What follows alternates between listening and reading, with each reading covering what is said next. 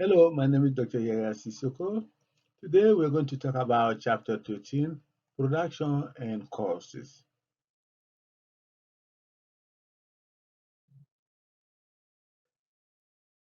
So, what is a production function?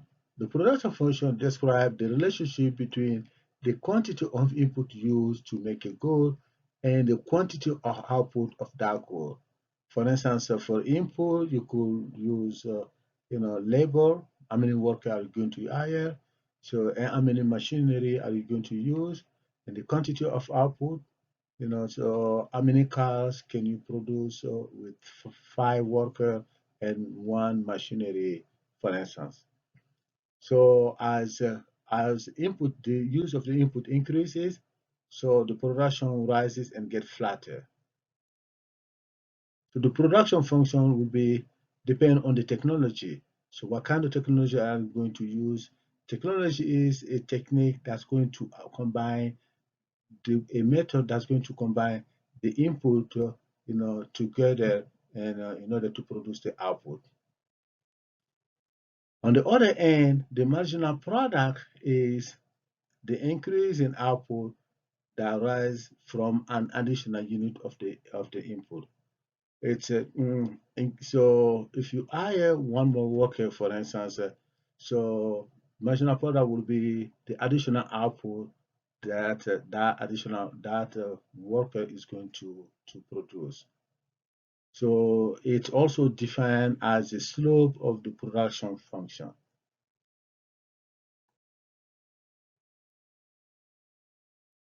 Table one show a production function and total cost Caroline Cookies Factory. So the first column we have the number of workers. Second column output quantity of cookies produced per hour. In the third column, we have the marginal product of labor. The fourth column, we have the cost of factory. The fifth column, we have the cost of worker. The last column is the total cost of input, which is cost of factory plus the cost of worker. So if you look at if Caroline factory, cookie factory hires zero worker, the output produces zero. The cookies per quantity of cookies produced is zero, and then the cost of the factory is $30. The cost of the worker, because it hires zero workers, is $0. So the total cost here would be the factory cost plus the cost of the worker, which is $30. So, and then if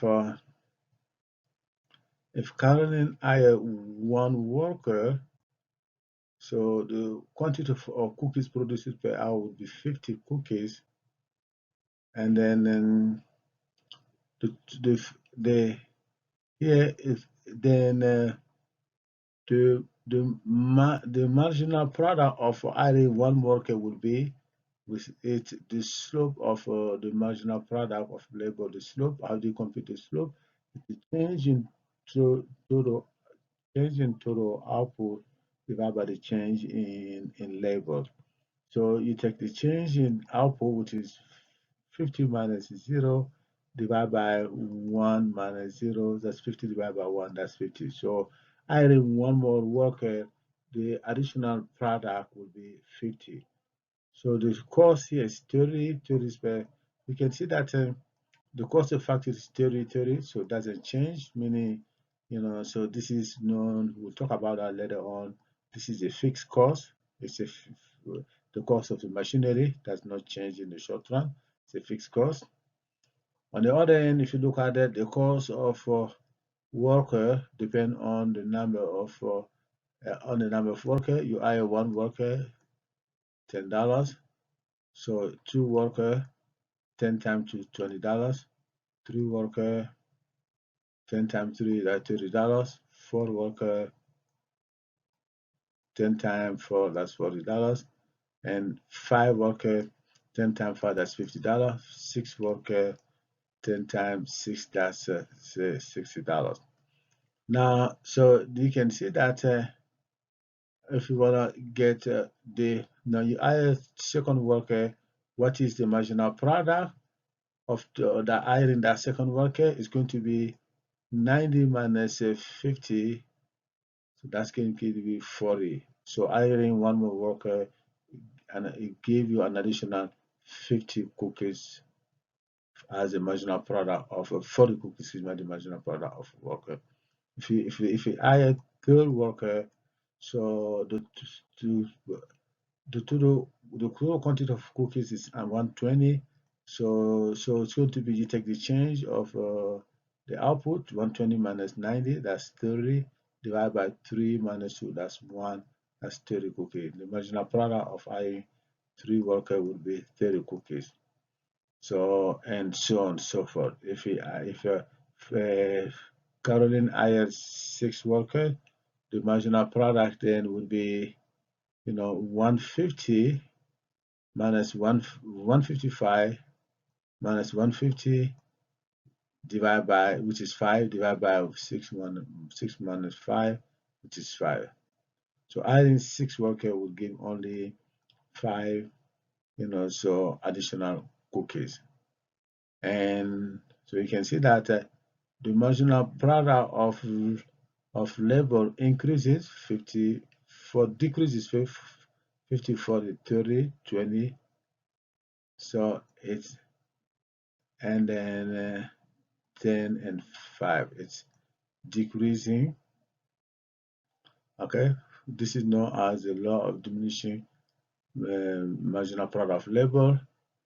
So on the other end, to get the total cost, then you take the cost of the factory plus the cost of the worker. 30 plus 0, that's going to be 30. 30 plus 10, that's going to be 40. 30 plus 20, that's going to be 50. 30 plus 30, that's 60. And 30 plus 40, that's 70. 30 plus 50, that's 80. And 30 plus 60, that's 90. So you can see that as currently I more worker, the total cost or the total cost of so the input also will increase. Also, as currently I am more worker, the total quantity of cookies also increases, but it get to a point where it's going to be flatter. The increase will not be that big.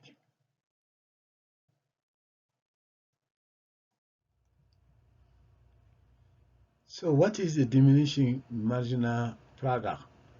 So the marginal product of an input decline as the quantity of the input increases. As you hire more worker, the the the the additional so output produced by that worker will decrease. So like in case of Carolina, as she hire more worker, so the additional cookies produced by that extra worker, decreases from 50 to 40 to 30 and so on and so forth. So this means that the production function gets flatter as more input are being used. As you hire more and more worker, the production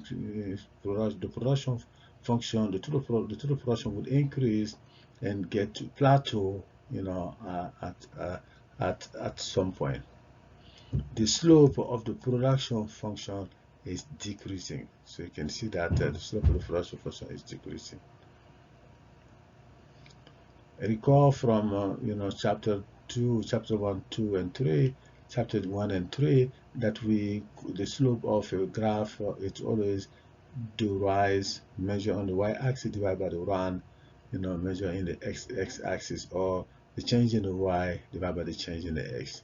So basically, it's going to be the change in the total production divided by the change in labor.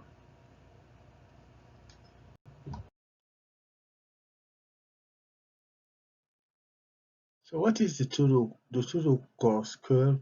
The total cost curve will show the relationship between the quantity produced and the total cost. So as the total quantity produced increases, the total cost also increases. So it gets steeper as the amount produced rises. And the total cost curve also exhibit diminishing marginal return product, meaning then so as you hire an additional worker, the additional output produced by the additional worker will decrease, meaning producing one additional unit of output require a lot of unit of input. It's very costly.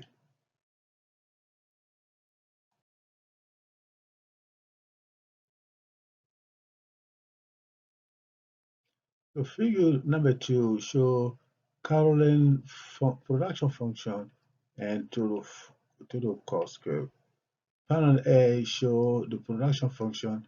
On the y-axis we have the quantity of output cookies per hour.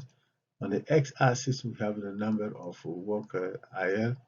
So we can see that as Caroline and factory hire more worker, so the total output will increase. It will increase, and it get to a point where it will get flatter. If the increase will not be that much.